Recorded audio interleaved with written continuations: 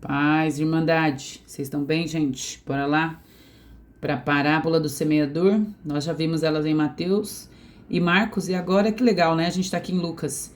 Vamos nos deparar com ela de novo. Vamos ler, vamos orar primeiro, né? A gente não pode perder nenhuma oportunidade de falar com o nosso Senhor. Vamos lá?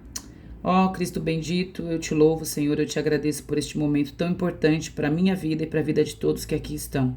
Senhor, muito obrigado. Obrigado por este momento que o Senhor reservou para nós. Isso já estava feito por Ti em nossas vidas e agora está, assim, de fato se concretizando. O Senhor nos fez para algo e eu creio que isso é um preparo para cada um, como essa boa semente que está sendo lançada nos nossos corações. Que seja terra fértil e que a gente frutifique. E frutifique para o reino, conforme o Senhor sempre quis para nós, conforme o Senhor planejou, e assim seja pelo Teu nome. Amém. Bora, Lucas 8. Gente, bora lá. Jesus continuava se movimentando, né? A gente continua vendo aqui. Aí sai de uma coisa, vai para outra. E por onde ele passava, ele ensinava, ele curava, ele libertava, ele proclamava o reino. É isso que ele fazia. Vamos ler aqui?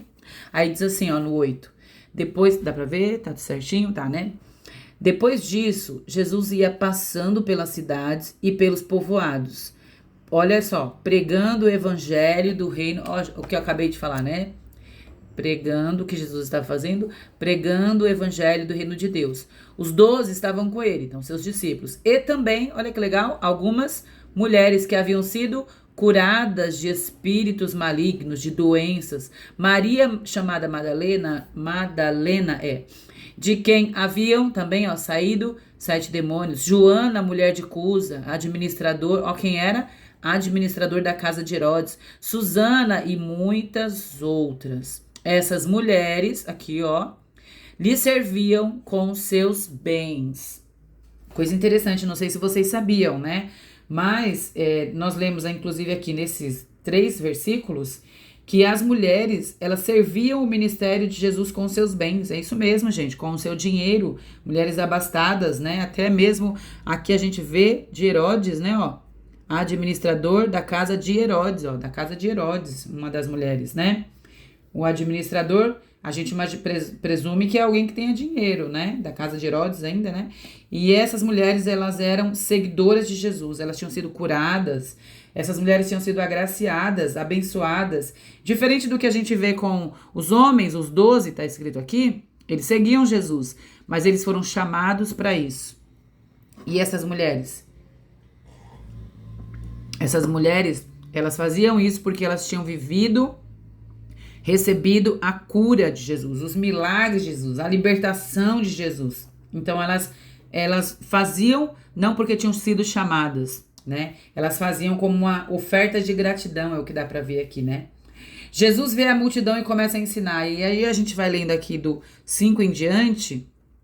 Aqui, ó, o semeador saiu a semear. Enquanto semeava, né, uma parte, aí ele começa a falar da semente, que é o que a gente já viu. Vou até virar a página, porque aí vai falar nessa outra parte aqui, a parte que nós vamos ler sobre a semente, né? E aí a gente vê aqui do 5 em diante a parábola do semeador. Jesus expõe o reino de Deus nessa parábola, e ele explica a parábola do 11 ao 15, que é essa parte justamente que eu coloquei aqui, ó, do 11 ao 15. E aí a gente vê que a semente é a palavra de Deus. Olha que lindo isso. A semente é a palavra de Deus. Achei tão bonito isso. A semente é a palavra de Deus.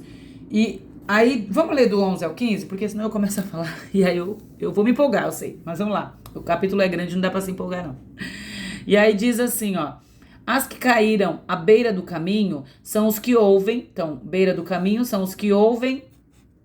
Mas logo vem o diabo, olha quem vem, e lhes tira do coração, para que não creiam e não sejam salvos. As que caíram, isso aqui a gente tá falando o quê? A palavra de Deus, que caiu em, ó, pedra, tá falando do quê? Do coração, coração duro. A palavra de Deus, quando ela cai no coração duro, são as pessoas que não recebem com alegria, aliás, que recebem com alegria quando a ouvem.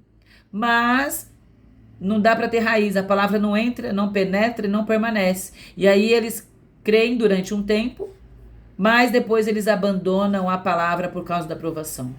A palavra que caiu em coração espinhoso, sabe? Raiz de amargura, essas coisas assim. Os que ouvem, mas aí vem o quê? Seu caminho são sufocados pelas preocupações, riquezas, prazeres da vida e não amadurecem. Olha que doido isso, gente. E aí, a palavra de Deus que cai em boa terra são com o coração bom e genuíno. Com o coração bom e genuíno. Boa terra. Olha, bom e genuíno. Ouvem a palavra, retêm e produzem. Ó, a questão é produzir. Colheita com perseverança.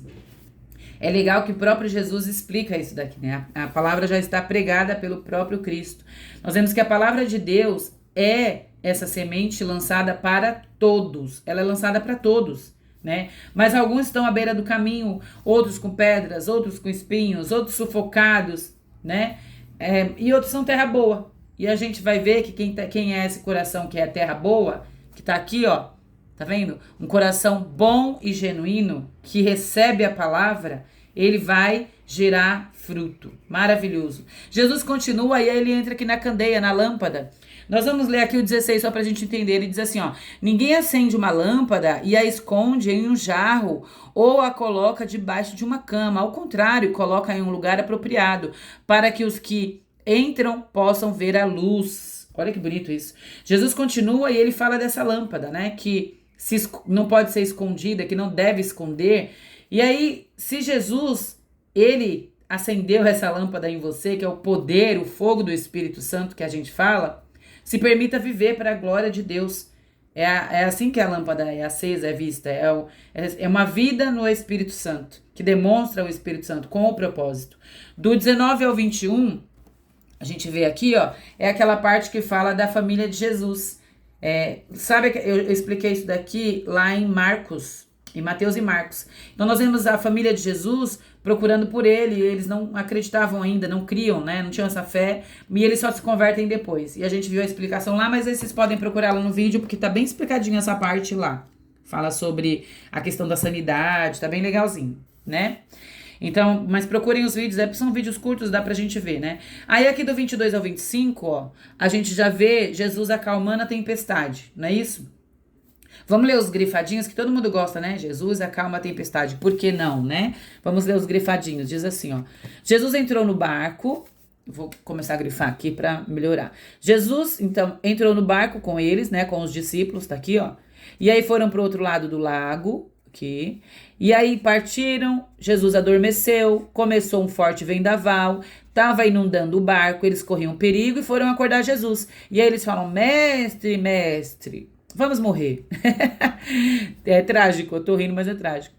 E aí Jesus repreendeu o vento, a violência das águas, a tempestade passou, ficou tudo calmo. E aí Jesus fala pra eles assim: onde... Dá pra ver? Eu nem vi se dava pra vocês verem, gente, tá um pouquinho torto, né? Aí. Onde está a fé de vocês? Aí eles falam assim, e aí eles estavam com medo, né? E eles falam assim: quem é este que até aos ventos dá ordens, aos ventos e às águas dá ordens? Olha isso. E eles lhe obedecem. Que coisa impressionante. Jesus acalma a tempestade. E aí a última coisa que a gente vê dos discípulos é isso aqui, ó: quem é este? Se eles realmente soubessem ali, se eles já tivessem fé suficiente para saber que Jesus podia todas as coisas, sempre pôde. E é assim com a gente também. Quando a gente se depara com algo que nós não sabemos, que a gente tem medo, a gente fica do mesmo jeito, achando que Jesus não pode. É como se a gente dissesse como eles aqui: quem é este? Mas agora, cada vez mais e mais, nós estamos nos aproximando de Jesus e conhecendo Jesus e aprendendo dele e nele. Aleluia. Nós não estamos livres de problemas. Os problemas vão acontecer, mas nós estamos com aquele que ele pode todas as coisas. Todas as coisas Jesus pode. Do 26 em diante aqui, ó, o texto continua. E aí a gente vai ver a libertação do endemoniado. Vamos ler do 26 aqui, deixa eu ver, dá tempo, dá. Do 26 ao 33 diz assim, ó: navegaram para outra região, a gente vê aqui dos gadarenos e tal. Aí, deixa eu ver, ó. Quando Jesus pisou em terra, foi ao encontro dele um endemoniado, tá vendo aqui? Naquela cidade fazia muito tempo, olha isso, bastante tempo, que aquele homem não usava roupas. Nem vivia em casa na sua casa ou casa alguma, mas nos sepulcros. Quando viu Jesus, gritou, prostrou-se a seus pés e disse em voz alta: Que queres comigo, Jesus, filho do Deus Altíssimo? Altíssimo. Suplico-te que não me atormentes, porque Jesus já havia dado ordem, olha aqui, para que o espírito imundo saísse dele, daquele homem, pois muitas vezes tinha se apoderado dele. De fato, mesmo com os pés, olha isso, com os pés acorrentados, tá vendo aqui? E as mãos algemadas, ele quebrava as correntes e as algemas e era levado pelo demônio, gente, para lugares solitários. Então, Jesus lhe perguntou: qual o seu nome? E aí ele vem e responde aqui: meu nome é Legião. Aqui, Legião. Respondeu porque somos muitos. Aqui, a gente já falou sobre isso também. E aí vem aquela loucura que começa aqui uma discussão, né? Jesus fala com eles e eles imploravam a Jesus que não os mandasse para o abismo. Ora, uma grande manada de porcos pastava naquela colina. Os demônios imploraram a Jesus que lhe permitisse entrar neles. E Jesus lhes deu permissão. Saindo do homem, eles entraram no porcos. Os porcos atiraram lá do precipício em direção e se afogou. Aí a multidão, vendo o que havia acontecido, e os que cuidavam dos porcos fugiram para contar tudo na cidade, o povo foi ver o que tinha realmente acontecido. Quando se aproximaram de Jesus, viram o homem. Esse homem de quem havia saído os demônios, ele estava sentado, vestido e em perfeito juízo. Aí eles ficaram com medo. Porque viram o homem liberto. Que coisa isso, né? E aí no 38 diz assim: o homem de quem havia saído os demônios suplicava-lhe que deixasse ir com ele. Jesus mandou ele embora e falou: não, vai para sua casa e conte tudo em toda a cidade. Aí depois nós temos aquela história maravilhosa, né? Vocês vão ter que ler, tá? De Jesus ressuscitando a filha daquele homem, né? A filha de Jairo. E aquela mulher que toca no manto de Jesus e é curada também da sua enfermidade de 12 anos. A enfermidade de 12 anos. E aí, Jesus, lembra que fala assim, ele fala: quem te tocou? Acho muito bonito isso, tem que ler. Tá escrito: quem me tocou? Jesus começa a perguntar. Aí ele fala assim: mestre, a multidão te aperta, porque como você pode falar quem te tocou? E aí Jesus fala: alguém me tocou, pois de mim saiu poder, aleluia. E aí a mulher diz, ela se revela, fala: fui eu que te toquei. E aí ele continua indo lá para curar a filha de Jairo. E aí ele cura a filha de Jairo. Ele ressuscita, né? Porque ele chega lá, a menina já tinha morrido. E aí ele só diz: não tenho medo, apenas creia e ela será curada. E aí a palavra de Jesus é lançada e liberada ali. É interessante que a gente já aprendeu sobre essa coisa da legião, dos demônios, daquela coisa dos porcos ali, que tem algo relacionado com o território, que eles não queriam sair dali, né? E Jesus expulsa, e nós temos que nos posicionar como Jesus para haver essa situação, essa mudança de vida das pessoas. E é impressionante ao mesmo tempo que o endemoniado, ele quebrava correntes, ninguém conseguia segurar ele, ninguém conseguia conviver com ele, mas eles não tinham medo. Agora, quando eles veem um homem lúcido, curado, liberto, sem os demônios, eles têm medo e pedem para Jesus ir embora. Misericórdia, né, gente? Há quem diga que é por causa dos porcos. Os criadores de porcos, eram 2.000 porcos, e o lucro deles tinha ido pelo ralo, porque tinha morrido, né? Os porcos tinham se atirado do precipício. Mas misericórdia, porque a gente tem que querer Jesus. E quando for preciso, na nossa vida, que a gente faça a escolha certa também, viu, gente? Porque às vezes a gente julga eles, mas a gente tem que olhar primeiro para a trave do nosso olho, né? A gente aprendeu isso. Na vida é assim o tempo todo. E aí teve a transformação daquele homem e ele vai contar tudo que Jesus havia feito na vida dele. E a gente tem que fazer a mesma coisa. Jesus encontra então encontra Jairo, ele vai lá para curar a filha de Jairo. No meio do caminho essa mulher toca no manto, ela é curada, ela é salva.